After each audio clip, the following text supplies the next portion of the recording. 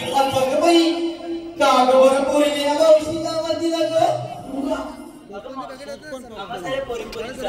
मथुरेच्या बाजारी जाण्याचा विचार आहे बघ.